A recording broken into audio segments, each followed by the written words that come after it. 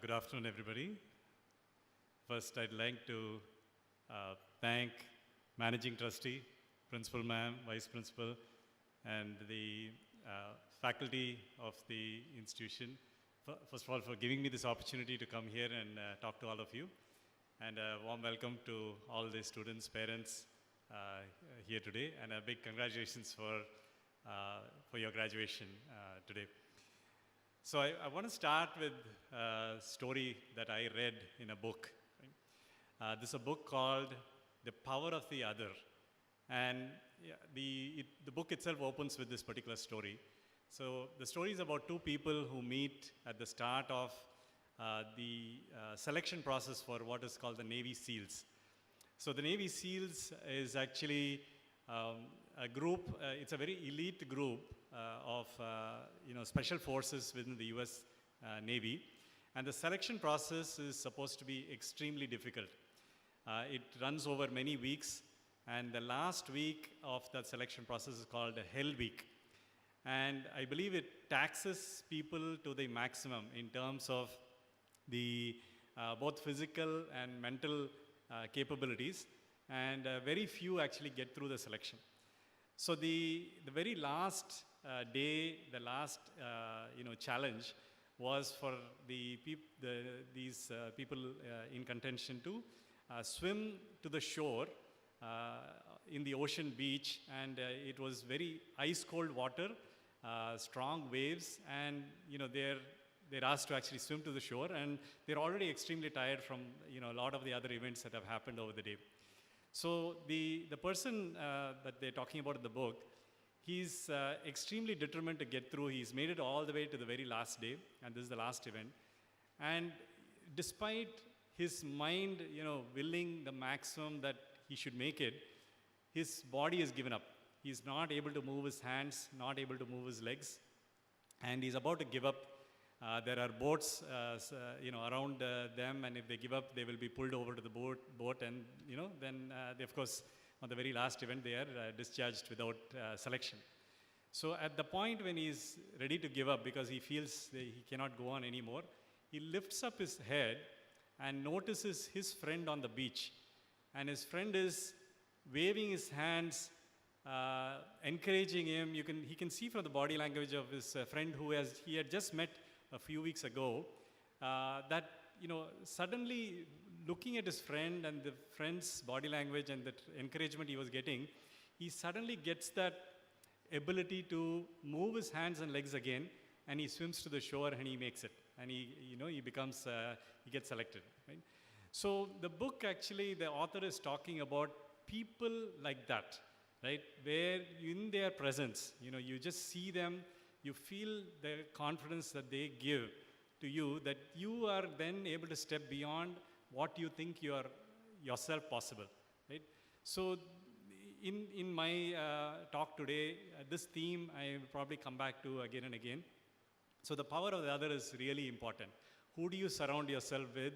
Who are the people who are there to actually take you beyond the limits that you think that you have, right? So that is a really important element. And not always the power of the other is a person or persons. It sometimes is also a book or books, right?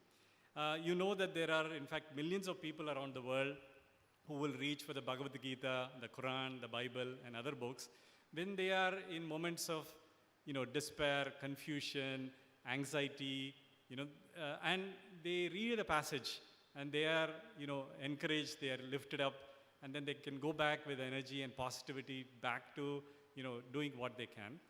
And there are books like this that you would go to again and again, and sometimes there are books where you read them once, and it changes your life, right? It is a paradigm-changing experience, right? And for me, there were two such books, right? So the first one was something I read just as between my third year of engineering and fourth year of engineering. I was in Bangalore. I was doing my industrial training at BEL, and I was staying near the Bangalore Public Library, and I had walked in, and I was walking around the library and I noticed one book on a table, and the book said, Electricity and Magnetism, Berkeley physics course on electricity and magnetism. So what caught my eye was Berkeley, because I was already thinking about applying for graduate school in the US, and I thought, okay, let me see what this is about. So I sat down and I started reading that book. And as I was turning the pages, you know, it was a completely new experience to anything I had read before that time, right? And I never knew physics could be so interesting. It was written by a professor at Harvard. He's actually a Nobel laureate. So this was a book that, you know, suddenly awakened in me an interest in physics that actually took me all the way to finishing my PhD in physics some years later, right? And after that, I forgot to mention one important thing. So as I was reading that book, you know, I don't remember at which page it was, suddenly I felt all the hair on the back of my neck standing, right? So it created such an emotion in me, and it's interesting that reading a book on electricity and magnetism, my body got charged, right? So there are times like this when there are books of this nature that can actually, you know, inspire you, change your, you know, the whole way you think about something, and then propel you forward for a long time. Then subsequently, I joined, after I graduated, I got back into engineering. I joined a company in Michigan as a project scientist. And while I was working there, my wife and I decided that we wanted to come back to India. And I was starting to then think about, okay, what will I do in India? My father was already in business, and he was telling me to get back, come and join the business. And so that was there. But I felt from the beginning, not from the beginning, I mean, for many years I had felt that I did not want to go into business.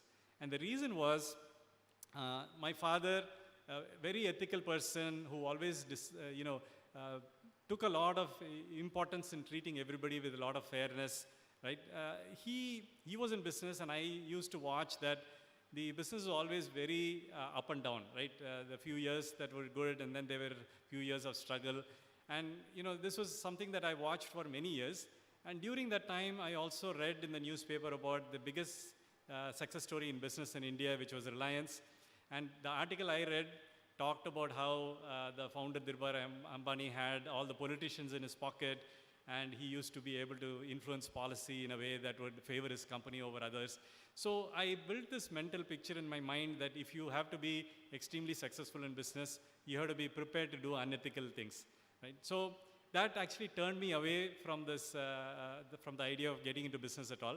So, but, you know, when I thought, okay, I'm coming back to India, let me at least, you know, go beyond this one article I had read, you know, that created this impression in me. And I, at that point, Amazon was a new company, and they were selling books on the internet. And I was able to read reviews of business books that it talked about. And as ma'am mentioned, I read this book, Built to Last. And that book completely changed my view once again, right? So this was, again, a paradigm shifting book for me, because it was profiling all the, you know, what the authors called visionary companies of the world. It included companies like HP, Sony, Boeing, IBM, 3M, you know, these were the who's and, you know, the top companies in the world in each in their individual areas. They were the leading companies called the visionary companies. And he said, the author said that the reason that these companies became so successful is because they had a set of core values that they made as their foundation, right? And they never wavered from them. And that foundational core values is what made these companies so successful. So for me, suddenly it became, you know, it was a paradigm shifting, because suddenly it was something that I could immediately believe, right? It felt right to me. And what I also realized is that there is no built to last company profiled in that book in India. And for me, suddenly, you know, they created that strong inspiration saying, I want to go back to India and I want to create such a built to last company, right? So it felt like a worthwhile, you know, mission for me to, you know, put my life effort in. So I started Soliton in December of 1997, essentially 1998. And there was my first experience in the first month actually taught me something that I think is very important for all of you to hear as you step into your first jobs, right? So this is a story of the first 3 engineers who joined Soliton, and what did I notice about them? So in the book Built to Last, it talked about the fact that the company is only as good as its people, right? You need to have really good people if you want to build a very strong and, if you want a great company, you need great people. So I thought, okay, where can I go and find great engineers in India? I thought Indian Institute of Science Master's Program. So I went there, did my recruitment, and I had recruited 2 people. I came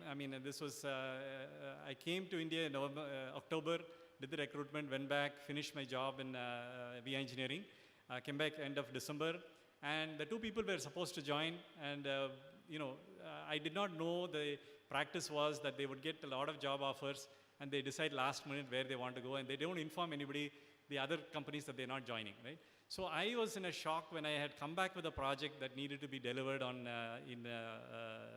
by end of March, and the both of them said they were not joining. So I went back to IISc. I had in my list a 3rd person. I did not have the budget to hire him. So I went back and said, he was still in the campus doing his thesis, so I convinced him to join. So he joined me, and then I was scrambling within Coimbatore to find, people, and I got referred to 2 people. One was a student who was just graduating out of his master's program at CIT, and another one, he had finished his BSc 3-year computer science degree, done 2 years of work working for my friend, and he said, this is a good engineer, why don't you try him out? So he came, right? So I had these 3 people. One was IISc master's graduate, another one was a master's graduate from CIT, and the 3rd one, a BSc 3-year degree graduate with 2 years of experience, right? So they were all completely new to the language that we were using in that project, a language called LabVIEW, and I was teaching them, and we were building the project together. And within a few weeks, I noticed the 2 people from CIT were outperforming the graduate of IISc by a wide margin, noticeable margin, right? And I could tell the IISc engineer graduate, very high caliber, lot more exposure than the CIT students, but not performing well for sure, but not performing at the level of the 2 CIT graduates, right? So what was the difference? It was very clear for me that the 2 people from CIT were completely heart and soul in their work, right? Whereas the IISc graduate was hearing about his friends who were joining companies like IBM. He was in a company where, we were 4 desks, in a makeshift office, and, his friend has joined IBM, in a very nice place. So all these distractions are going on in that person's mind, whereas the 2 people from CIT are completely heart and soul into their work, and performance is clearly showing, right? So that's when I realized it is not purely caliber that makes a difference, right? Definitely caliber is important. You need a threshold which you need to cross, right? That is very important. But beyond that, it is all about what you carry to your work. How much of passion, right? Managing Trustee talked about the passion that you carry to work is going to be a huge influence on how you perform and how you progress, right? So that is that's the next story. And I, like you, was sitting in the University of Michigan convocation. The convocation speaker that time was Sandra Day O'Connor, who was the first woman Supreme Court Justice of the United States. So she said, a lot of people have asked me, how did you chart your course, your career, to become the first woman Supreme Court Justice, right? And she said, I always tell everybody, I never had a plan like that. I never imagined that this is where I was going to end up. Only thing I did is, every job that was given to me, I put my heart and soul into it, right? Maybe heart and soul was not the word she used, but she said she wanted to do that, whatever was given to her, to the best of her ability, right? And that made all the difference, right? And that led to something else, and eventually she was the first woman Supreme Court Justice of the United States, right? So this is probably, not probably, definitely an important thing for you all to remember, right? What you carry to work, makes a huge difference how you go from there, right? So I started by talking about the power of the other. There is somebody even more powerful than the other who will determine, what you actually do and how well you succeed. And that, is yourself, right? So what you believe about yourself is going to be the most powerful driver of your behavior and therefore your life, right? So there's a famous quote from Henry Ford. He says, whatever you think you can or you think you can't, you are right, right? So basically, he's saying, if you think you can do it, you will do it, right? And if you think you can't do it, you will make that a reality, right? You will not do it, right? So this is something that's really important. So how do you develop that belief in yourself, right? The belief that you can do it. So it starts with, in my opinion, it starts with values and then habits, right? So how do you develop your values, and what are the right values, right? It's even in the book Built to Last, they talk about the fact that all those companies, I think there were 18 companies profiled there, all 18 companies did not have the same set of core values. Each of them had a different set, right? So it is not that there is one or two values that are more important than others, but there are some timeless values which are very clear, that have been passed down the ages, and there is no debate about them, right? So these are there in all the spiritual texts for sure: integrity and honesty, hard work and excellence, and generosity, right? Being helpful, generous, and making a contribution, right? These are timeless values for sure. So whenever we take shortcuts, I think we know in the back of our mind that it's something short term. But what happens is those become a habit, right? The next next situation that is a hard one, the tendency will be to take the next shortcut, right? And eventually that is a sliding slope that doesn't allow you to fulfill your the potential that you truly have, right? So it is really important at the beginning what you go after. You make those hard, tough choices so that that becomes a habit, right? So your values give you the strength, they bring clarity to your life and simplify your life, right? Your decision making becomes more and more simple as you go along, and you build that confidence in your values. So I'll tell you the other story that I have. It's somebody who joined Soliton. He was working in the Bay Area for many years, and then he came and joined Soliton. He was an expert in computer vision. And we had taken on a project where, a very critical project for our customer, and we were working through the project, and there were some mistakes we had made which put the project in difficulty, and we had to now communicate to the customer that we are going to be delayed, right? We have to correct these mistakes and it's going to be delayed. So he had this tough job of, communicating to the customer, and he had written up, the communication that had to be sent to the customer, and he showed it to me and said, take a look, I want to get your opinion about what it is. Here is somebody who clearly felt he should not say anything that is untrue, right? He's somebody for whom that honesty was very important. But he had written up in a very convoluted, roundabout manner that, I told him, why don't you just write very simply, here is the mistake we did, here is how we are going to correct it, here is how we are going to make sure that this doesn't repeat again, right? Just go ahead and say. Then he was very concerned. He said, what if they lose confidence in us? There is still a long way to go in the project. This is not something I feel confident about saying. I said, don't worry about it. Just go ahead, right? Just go ahead and write in a simple way, make it clear, and go ahead. So he went ahead and did it. He wrote that, sent it across. When the customer responded, he said, I understand the situation, and more importantly, I commend you for being open and transparent in this matter, right? So he was so excited when he got that reply back. He was telling everybody around saying, this is what happened, right? So here is somebody for whom that conviction has grown, right? You go ahead, you be honest, you be truthful, you be open, and the outcome is good, right? Sometimes, of course, I know there will be situations where you're open and honest and you get punished for it, right? And then the tendency will be to go take the wrong path, continue after that in that wrong path.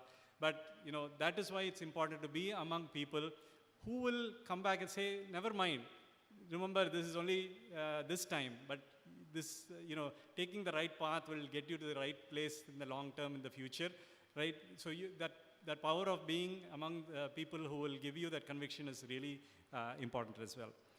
So the second thing that I want to talk about is the importance of what is called the growth mindset. So there are two views people generally hold, right? One is that you have a set of innate capabilities, and you are good at some things and bad at some things, right? And that is a part of who you are. It is something like, it's almost like you're born like that, born with those strengths and limitations, and that's how you will go through life, right? There is another view, which is, if you put effort, you can learn and get good at anything that you choose to, make important in your life, right? And this is the idea of a growth mindset. And more research is, coming out that says how important the growth mindset is there for your own development, right? Never get into the trap of thinking about yourself in terms of, just your starting strengths and limitations. You're at a very, very early stage in your career, right? You're just starting off in your essentially your first job. So this is the time where your importance that you give to the growth mindset is really, it is very important, right? So this is something that I wanted to highlight. And when you're talking about a growth mindset, there is a very important aspect that you have to remember, right? If you want to truly, exercise this growth mindset, you have to be prepared to go through a lot of situations where you are going to be doing very poorly, right? And from there, you have to step by step get to a place where you are starting to do well, right? And this journey is absolutely inevitable, and it's by definition what is needed when you are going through a growth mindset.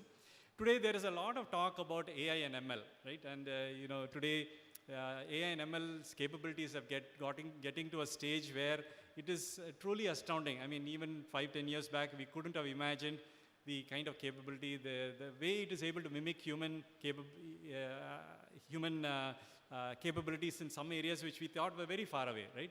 So while we are, looking at this in awe in terms of, where AI and ML is going, there is another dimension to it that I wanted to bring your attention to today, which is by looking at how AI and ML systems learn, right, how they are getting trained, we can actually also look at how we can train our own brain, right? Of course, we don't know the full structure of the brain, but there are a lot of aspects about the human brain that are actually mimicked within the artificial neural networks. And when you're talking about an artificial neural network, the way it is learning or getting trained is you give it a training input, and those training inputs will create an output. And when the output is different from your desired output, that difference you are treating as an error, right? And that error, you have a process called backpropagation, that you take that error back through the network and adjust all the parameters to minimize that error, right? And you do this through sending in huge number of samples, and each time you are going through this process of backpropagation by taking that error, backpropagate, adjust the network parameters, and to a point where it is where the errors are totally minimized, right? So now you look at that same thing when we are learning, right? When we are very young, I think we are very comfortable with saying, okay, we don't know something and we have learned it. Now we are getting to a stage where the danger is that when you don't know something well and you're finding it difficult to learn, right, you might think, oh, this is not for me, and put it away. But remember, for a neural network to learn, if your input doesn't produce an error, that network will not learn, right? Meaning there is nothing to adjust, right? The same thing happens for us. When we are in a situation where we are not producing errors, we are not going to learn, right? So we have to put ourselves in situations where we are creating errors, and don't ignore the error. That error is your signal, right? Where you take it, and through learning, you minimize it, and you go through cycles like that. And if you get into that habit of continuously putting yourself in situations where you don't know well enough, and you are going through this process of learning that was just described, you truly are going to adopt that growth mindset, and then you are a lifelong learner, right? This is something that you are not saturating your learning at a certain point. You will be a lifelong learner. And that habit of becoming a lifelong learner is the next really big aspect, right? And it is not about only learning. Habits in general, right, are typically something that are really important. Besides values, the habits are the next big item that I wanted to address, right? So values define who you are, but habits will define what you are able to do, right? values provide the intent, but habits and practices are what will translate your intent into results, right? So along with habits, the other very adjacent aspect is routines, right? It's almost, you can talk about it in some sense interchangeable. So build routines into your life that will set you free, right? Every day you should not think, oh, should I do this or not do this, right? That you know what is important to you, you know where you want to put your time into, right? So this is something that if you make these routines, a part of your work, your day, your week, your month, and the year, then you are going to do things that are going to be, it is coming almost effortlessly, right? You're not really thinking very hard and trying to make a decision every day whether that is you're going to do that or not. And this involves physical health, learning like I described, and another important aspect is the relationships, right? The relationships that you build with people that matter to you, and the relationships with people that, for whom you matter, right? Who you care about, and you need to have the routines and, that will also make sure that you're giving time for them as well, right? So how will you, I wanted to share some of the routines that I, have developed over the years. One you might have already guessed is reading, right? I've developed this reading habit over many years, and it's something that I have, continued to practice, and it's hugely enriching for me, right? And today, it's not just reading books. I have, moved from reading to listening because, I wanted to make sure that I incorporate my daily exercise. And, my daily walks, I take a 45-minute walk in the morning, and I can listen to books during that walk, right? And I have practiced now that ability to concentrate and listen to a book that really into the subject, on a subject that interests me, and I can go on and, get my exercise also at the same time, right? So that is a routine that is now very stable and steady for me, and so I can get easily, typically I will have 45 minutes of walk and another 15 minutes, of exercise once I get back. And that 1 hour, I'm always listening to a book, right? So that is something that I can keep going. Another thing that I started during this pandemic was intermittent fasting, right? So I was never happy with the discipline that I had in eating. I used to, anytime my work extended into the night, 10 o'clock I would go and have some snacks. And I was not liking it, right? I wanted to get out of that habit. So I remember the pandemic made it worse. My snacking habit I was not at all liking. So I remembered asking my daughter, who was studying in London at the time, I asked, I have this problem, what do I do, right? She said, why don't you try intermittent fasting? So I started it, and it's been, it took a long time, I would say many months before I got into that habit. But then after that, today it's more than 2 years, and I really love the fact that, my eating is, is very disciplined now, and that is one change that has happened.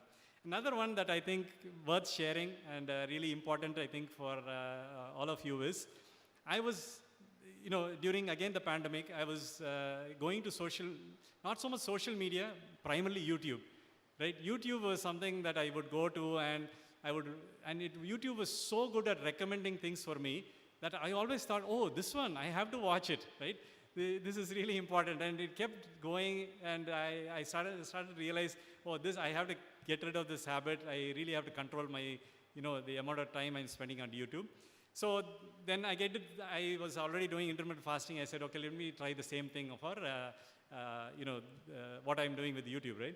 So I created my own thing called Tribe, TRIBE. So that is time restricted internet-based entertainment, right? So any internet-based entertainment, I said I will make a restriction on the time that I spend on it. So 1 p.m. to 2:30 p.m. was the time I allotted. So it is lunch, and immediately after lunch, I said is the only time I will go to YouTube. And so that has again been something that has been a routine, and it has been again something that has freed me up, right? So I'm getting what I want to watch, I'm able to do within that time, and the rest of the time I'm able to again be productive, right? So this is another one. So with all of this, I think I wanted to come to the last item, that is about contribution, right? So you are now a trained and qualified engineer. yes, there is a lot more for you all to learn, certainly not taking that away, but you now have the foundation, right? You have the skills and the qualification that has prepared you for a productive life, right? You have to realize now that you are one of the fortunate few to have come to an institution like SREC to get a degree from here, right? You know a number of millions of people who are there in the country, and how many get an opportunity like you have currently, right? So this is something now, how do you take this opportunity and what do you do with your life next, right? Now, there is something that is going on that we are all, of course, hearing about a lot. We are in the middle of a crisis, right? And it is growing year on year. You all know what I'm talking about, right? The climate crisis. We have used the earth as an infinite sink, right? We thought, this is an infinite sink. We can, put all the carbon dioxide that we want into it. We can pollute it with all the plastic we want. And, it's too large and we will not see any effects, but we are now starting to, right? It's creating huge issues in terms of climate change. In terms of just plastic, I read something very recently that shocked me, right? Microplastic is now getting into the food that we are eating, and I believe they found now microplastic in mother's breast milk, right? Going in, that the babies are now having, right? So this is now getting to a stage which is extremely dangerous, right? We cannot treat the earth the way we have been treating all these years. And how are we to solve it? I believe engineers have a huge role to play, right? You have a huge role to play in how we are going to come out of this crisis.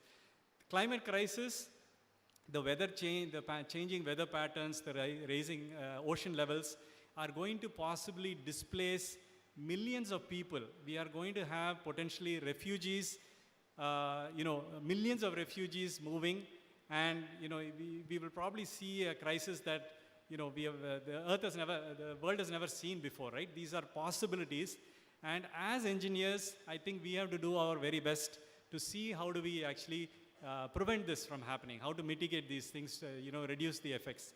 So I think you all have to recognize that you have a role to play in finding solutions to decarbonize our energy system, and I believe that each of you have a very unique role to play, right? You may be thinking that, okay, there are these, maybe there are a few scientists who are going to make all the solutions. Why should I worry about it, right? But I want you to recognize that you have something unique that no other scientist has.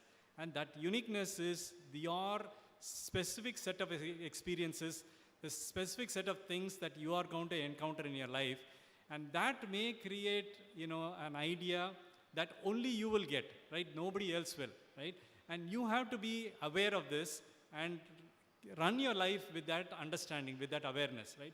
So put yourself in such situations where you are stretched, right? Where you have to actually really think that, okay, I am going to be this person who is going to find this, one important breakthrough that is going to save the world, right? Keep that in mind and, go through life, with that kind of, feeling in your mind. Then I know that you are going to do something, great, right? So believe, and it will happen. So when so to conclude, when you think about the power of the others are in all kinds of places, right? You are talking about situations everywhere that you are going to find others. So I want you to think about the very careful choices that you should make when you join a company, the company that you join to work, the people that you associate with, right? The experts that you bring into your own network, the leaders who you will spend time with, right? The mentors that you cultivate a relationship, and the close family and friends who you build as your support network, right? These are all important others, and these are going to be really influential in your lives and have a huge effect on your life, right?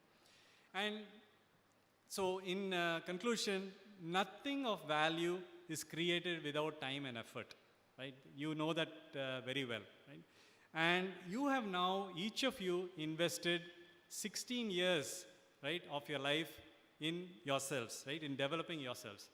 This 16 years, I'm probably discounting kindergarten, but 16 years you have put in there at least, right? So you have invested the 16 years in developing yourself, and all these years, your parents, your teachers and well-wishers have provided that scaffolding for you, right? They were there all through, that scaffolding has been really important, right? Now, that scaffolding is getting removed, right? You are now going to be freestanding structures, right? You are going to be on your own. Now, what are you going to do with what has been created, right? And what are you going to build further, from where you are today? And that is in your hands, right? So what I wish for you is that you make yourself fantastically useful to positively impact the lives of tens, hundreds, thousands, millions, why not billions, right? Why can't you go think about, making your lives impactful for that kind of scale, and make everybody here proud of you and, in what you go on to create next. Thank you.